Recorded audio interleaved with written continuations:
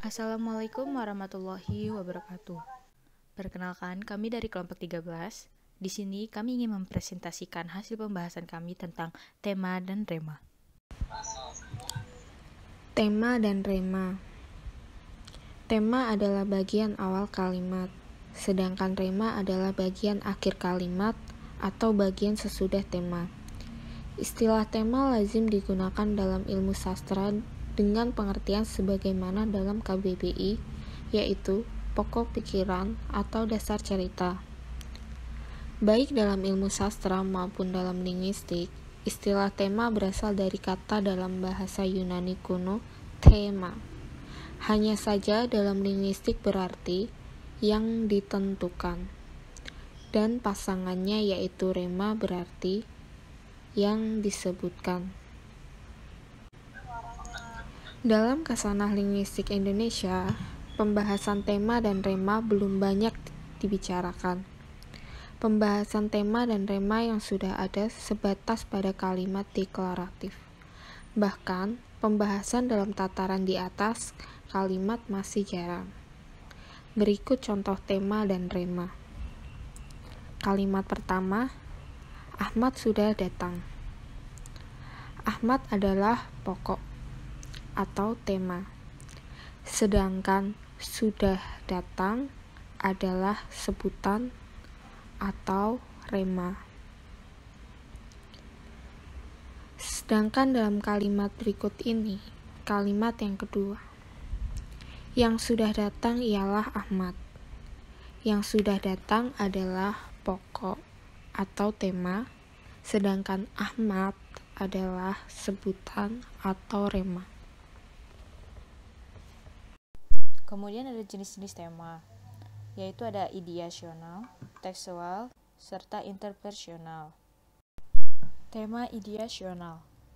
Tema ideasional merupakan tema yang umumnya berupa frasa nominal atau juga disebut dengan tema topikal yang bisa dibedakan menjadi dua, yaitu topikal yang berupa subjek disebut tema topikal ten marka atau unmarked topical term, sedangkan yang bukan berupa subjek disebut tema topikal bermarka atau marked topical term.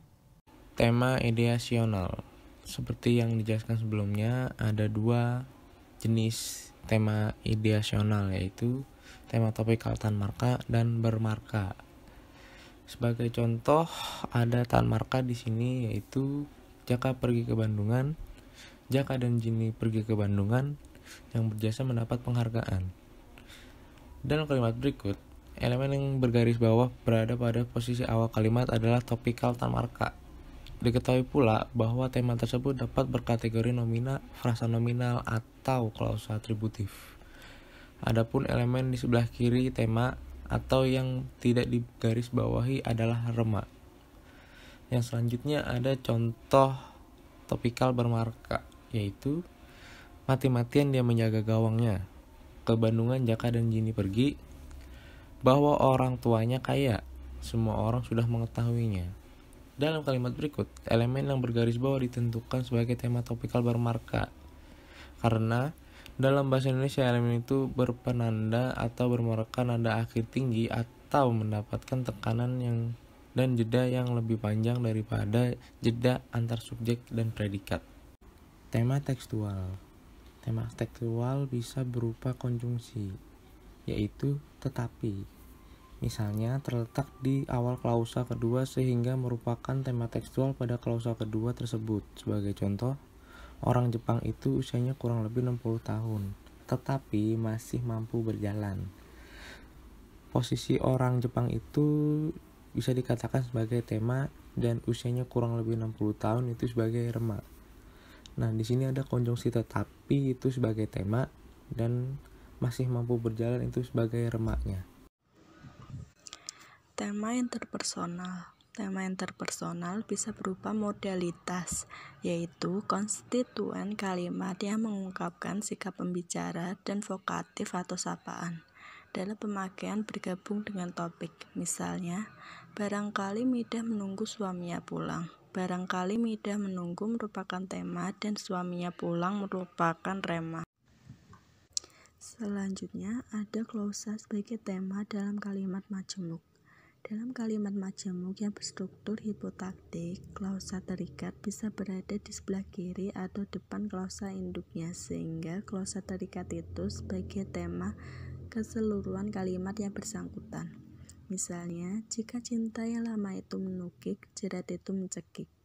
Jika cinta yang lama itu menukik merupakan tema, dan jerat itu mencekik merupakan lema. Tema dan rema dalam kalimat turunan. Kalimat tanya, perintah, dan seruan dalam bahasa Indonesia dapat dibentuk dari kalimat berita, sehingga ketiga jenis kalimat itu digolongkan sebagai kalimat turunan. Pandangan demikian diilhami tata bahasa transformasi generatif, bahwa kalimat tanya, perintah, dan seruan hasil transformasi dari kalimat berita.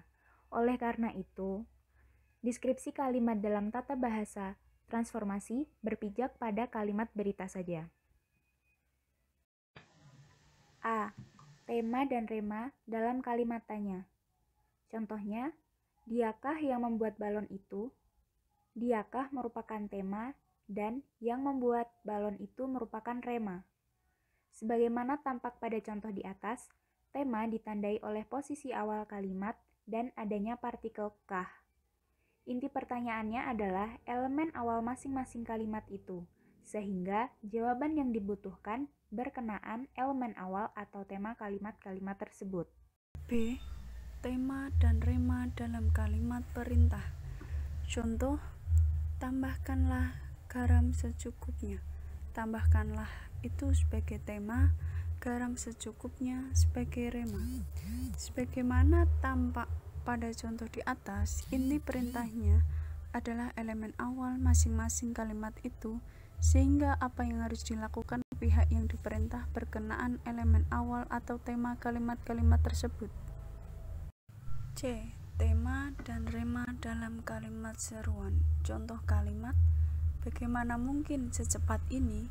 Bagaimana itu sebagai tema, mungkin secepat ini sebagai rema. Tema dan rema dalam teks. Hubungan antar klausa dalam kalimat majemuk kurang lebih sama dengan hubungan antar kalimat dalam kelompok kalimat dan paragraf. Kalimat-kalimat merupakan unsur paragraf dan paragraf merupakan unsur-unsur teks. Kemampuan menguraikan tema dan rema tiap kalimat merupakan modal untuk mengetahui khususnya tema paragraf. Tema suatu paragraf dapat ditemukan secara induktif berdasarkan tema-tema kalimat-kalimat pembentuk paragraf yang bersangkutan. Secara induktif pula, tema suatu teks dapat ditemukan dengan menggeneralisasi tema pada paragraf-paragraf dalam teks yang bersangkutan. Sekian dari presentasi kelompok 13. Kami akhiri. Wassalamualaikum warahmatullahi wabarakatuh.